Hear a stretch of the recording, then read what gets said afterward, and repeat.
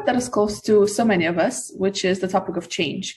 Now, we spend a lot of time, of course, in these episodes talking about how to make change simpler. But let's just talk about the fact that change varies from person to person, and it really depends on the size of the change. It depends on the impact the change is going to make. It depends on your motivation factors. And some studies, Yvonne, even suggest that it's not just about that. It's also about personality traits. So, for example, does it have to do something with the fact that some people are more extroverted versus others? Conscientiousness, agreeableness, I can't even pronounce the word, being agreeable as a person, neuroticism, and openness to new experience. All these different personality change add to our ability to overcome change, of course.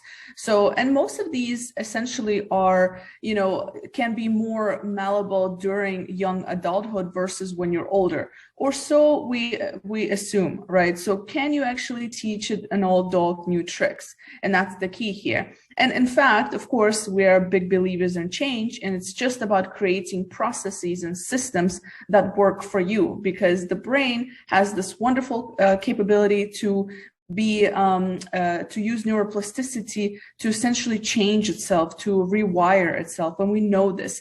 And surely the longer you are behaving and communicating in a specific way, the more challenging it becomes. But neuroplasticity shows us, and a lot of research on neuroscience shows us, that in fact it is possible. And it's just about creating those steps and taking little baby steps to make the change happen. And I know, Yvonne, you're going to talk to us about some examples of habits. But before we go into that, what I also like is Tim Ferriss has a nice little approach when it comes to change, achieving goals, doing something towards where you want to be. And he says, look at it from a perspective of what is it going to cost you?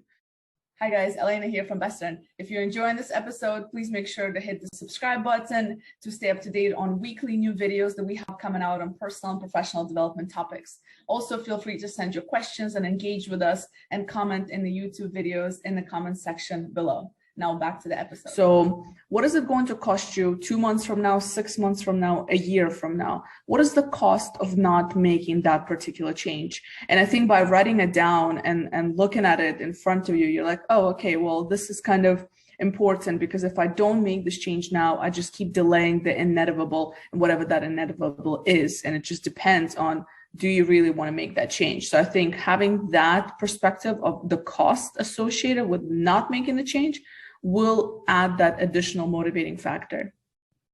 Elena, now that you launched the topic of neuroplasticity, I still want to share a little bit. The point is that we always believe that we cannot learn more because we are limited with age, and that a lot of the neurons are going to be dying.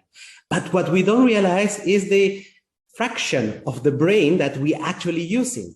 And neuroplasticity is about creating more connections around our brain so that we can maximize the use of this 70–80% of the brain that we are not currently using.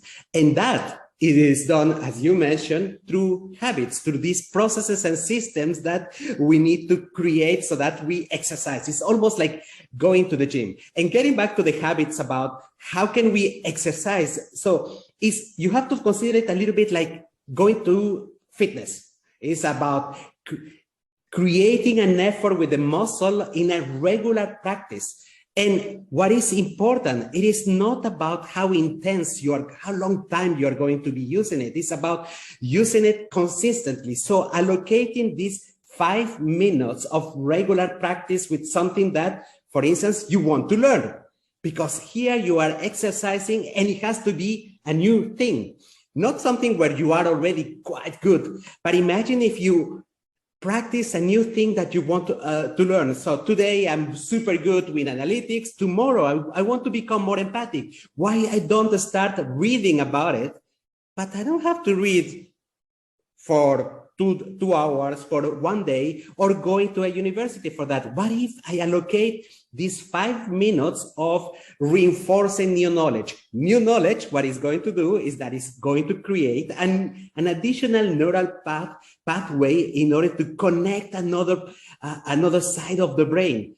And this is what we call neuroplasticity, is connecting different parts of our brain. The other thing is about creating a process of curiosity by design. What does it mean? It is exercising our brain for things that are worthwhile answering or solving. Imagine if you're continuously looking at the day-to-day stuff around you. So the problems that your neighbor may have, your child, your wife, and you are trying to ask yourself the right questions. And you do it as something automatic. It will become automatic. So if you force it at the beginning to ask yourself a question for something that it might be so simple that it's not even worthwhile asking yourself what it is or why it is. So if you exercise yourself, it is the second way in order to exercise your neuroplasticity. The third thing is about the mindset. And you mentioned something that from Tim Ferriss, which is also one of my favorites.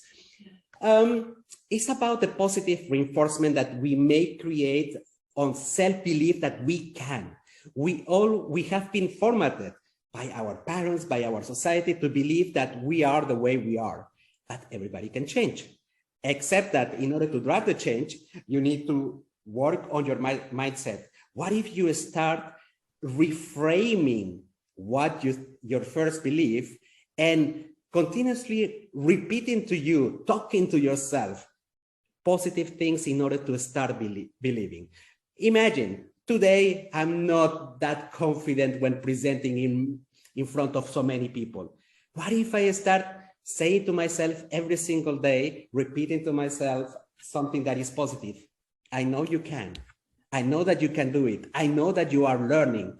So the mix of being compassionate that we are in the process of learning, but we are in the way of something bigger, and repeating to ourselves, our brain absorbs that as new knowledge, as a new encouragement. It is something that it continuously motivates us in order to move forward. So if I have to summarize, it's about going to the gym, doing some fitness where you regularly practice and learn something new. Secondly, exercising your curiosity, forcing yourself to ask questions even about simple things. And the third thing is about this positive reinforcement so that our mindset becomes a ready ground in order to absorb new knowledge, right? Absolutely.